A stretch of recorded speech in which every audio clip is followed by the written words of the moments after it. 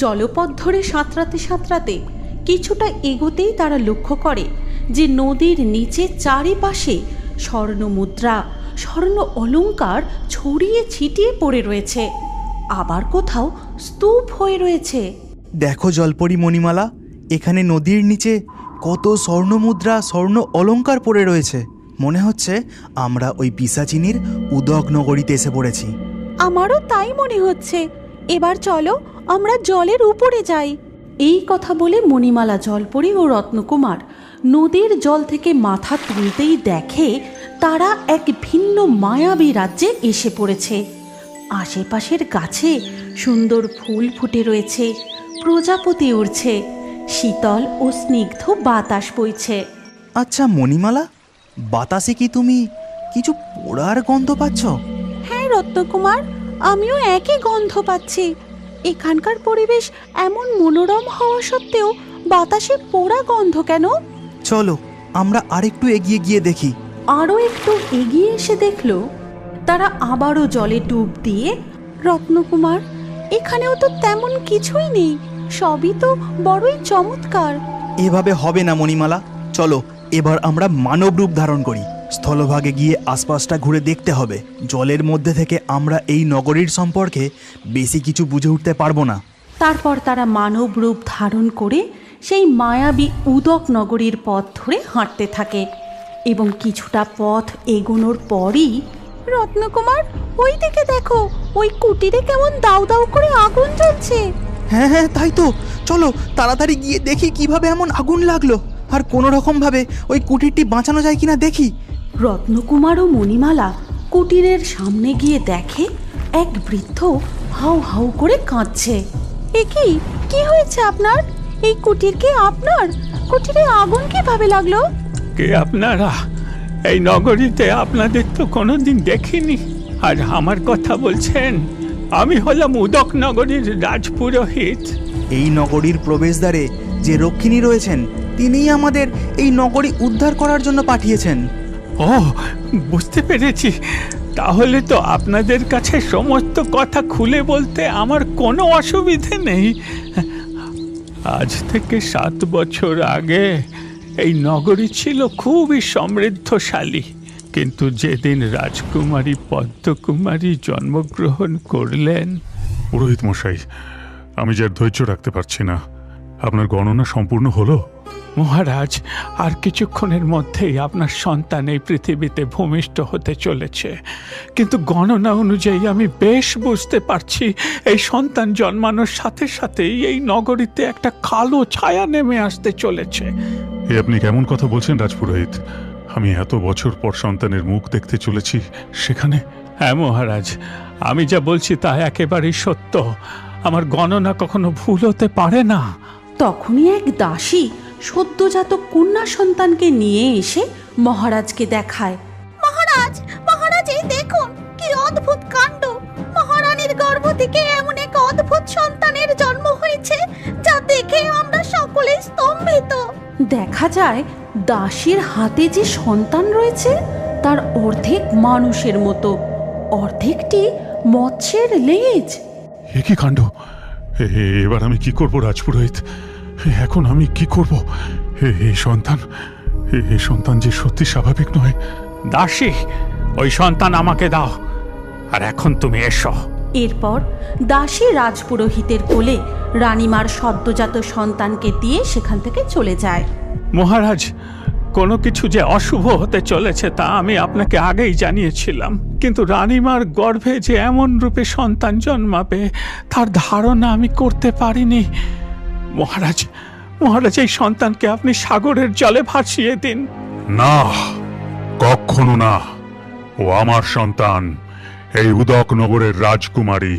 ও আমার রাজমহলের পিছন দিকের ওই পদ্ম পুকুরে থাকবে পদ্মকুমারী হয়ে, আর এই সমস্ত কিছু একেবারেই গোপন থাকবে। এই রাজ্যের কাকপক্ষীও যেন টের না পায়। তার জন্য আপনাকেই যথাযথ ব্যবস্থা করতে হবে রাজপুরোহিত। এরপর ধীরে ধীরে পদ্মকুমারী উদক নগরে রাজার পদ্ম পুকুরে বড় হতে থাকে। কেটে যায় বেশ কিছু বছর। পিতা, আপনি এসে গেছেন? আমি সেই কখন থেকে আপনার জন্য অপেক্ষা করে আছি। হ্যাঁ মা পদ্ম, আমি জানি তো তুমি আমার জন্য অপেক্ষায় থাকো, কিন্তু কি করব বলো, সকলকে লুকিয়ে এখানে আসতে একটু দেরি হয়ে যায় যে। পিতা, আজ রাজ্যের কি খবর? রাজ্যবাসী কেমন আছে? রাজকার্য সব ঠিকঠাক চলছে তো? হ্যাঁ পদ্মমা, তোমার জন্মের পর থেকেই তো এই রাজ্য আরও সমৃদ্ধশালী হয়ে উঠেছে, কিন্তু তবুও দুঃখে আমার বুকটা ফেটে যায়। তুমি এই রাজ্য নিয়ে এত চিন্তিত, অথচ রাজ্যবাসীকে আমি তোমার সম্পর্কে কিছুই জানাতে পারি না। আচ্ছা পিতা, মাতা কি এখনো আমার সম্পর্কে কিছুই জানেন না? ওনাকে যে আমার বড্ড দেখতে ইচ্ছা করে। তোমার তো কিছুই অজানা নেই মা পদ্ম, তুমি আমার অবুঝ কন্যা নও। তবুও তুমি মাঝে মধ্যে এমন প্রশ্ন করো, তার উত্তর যে আমি কি দেব বুঝে উঠতে পারি না। আচ্ছা, এখন আমি আসি, তুমি বিশ্রাম করো মা। মহারাজ সেদিন আমার কোনো কথাই শুনলেন না।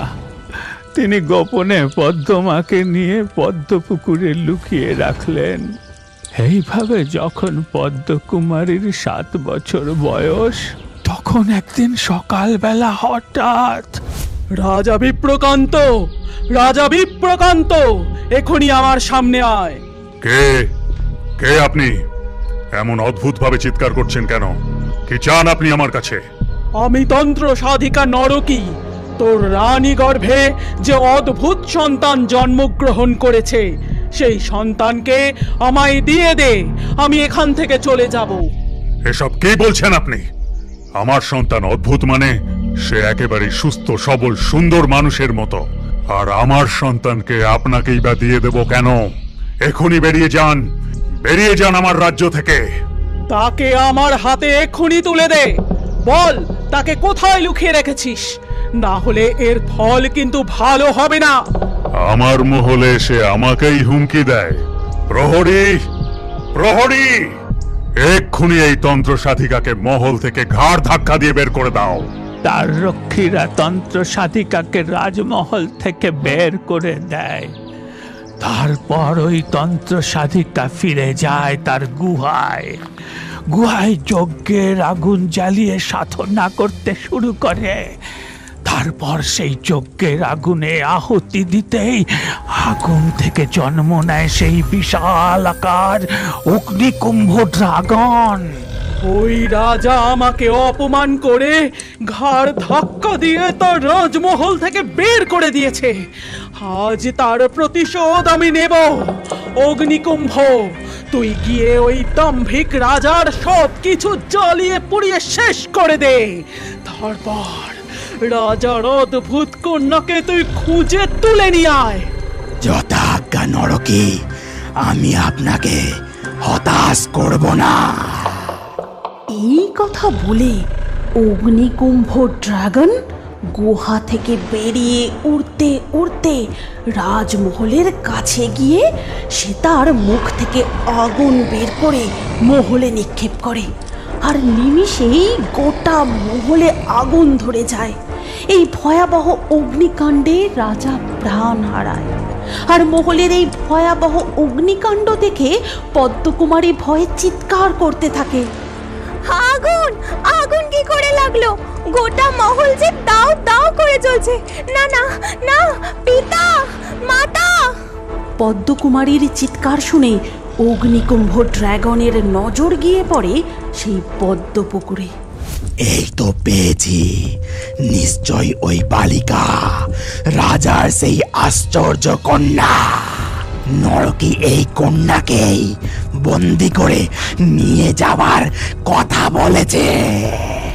আর তখনই ড্রাগন অগ্নিকুম্ভ পদ্মকুমারীকে পায়ে করে তুলে নিয়ে সেই গুহায় গিয়ে পৌঁছায়। এই নাও নরকী, রাজার সেই আশ্চর্য কন্যা।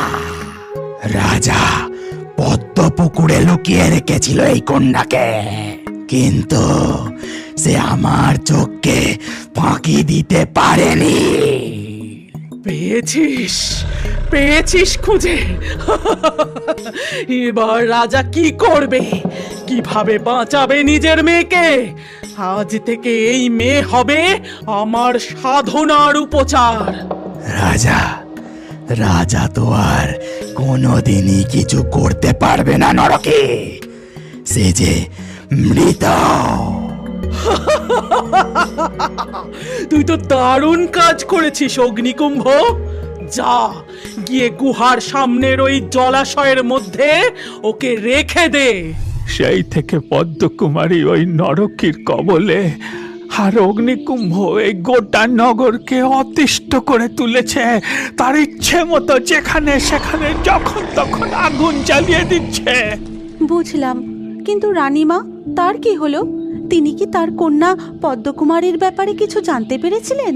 রানীমা, হ্যাঁ, জানতে পেরেছিলেন। সেই জন্যই তো তিনি। তারপর রাজপুরোহিত মণিমালা, জলপরী ও রত্নকুমারকে রানীমার রহস্যের কথা বলতে লাগলেন। রানীমার পিশাচিনীর মতো এরূপ দশা কিভাবে হলো, আর কেনই বা রানীমা ওই গুহার দ্বারে আজও এই অবস্থায় রয়েছেন, তা রাজপুরোহিত বলতে লাগলেন। আজকের লাকি ড্রয়ে নির্বাচিত সেরা কমেন্ট ও দর্শকদের নামগুলি হল রোহন, শিবানী, টুম্পা, ঋতু, নুসরত, নসমিন, বৃষ্টি, বিশাল, সুমাইয়া, মাম্পি, অয়ন্তিকা, জসমিনা, তবাসুম, রাহুল, আকাশ। আপনারও নাম ও সবথেকে সেরা কমেন্টগুলি পরবর্তী ভিডিওতে থাকতে পারে, তাই আমাদের চ্যানেল জলপরি কার্টুন এক্ষুনি সাবস্ক্রাইব করে নিন, আর স্ক্রিনের উপরে আসা এই ভিডিওতে ক্লিক করে পরবর্তী ভিডিওটি দেখুন। আপনার নামটাও পরবর্তী ভিডিওতে কমেন্টে জানান। কি ভাবছেন? ভিডিওটি ক্লিক করে তাড়াতাড়ি দেখুন।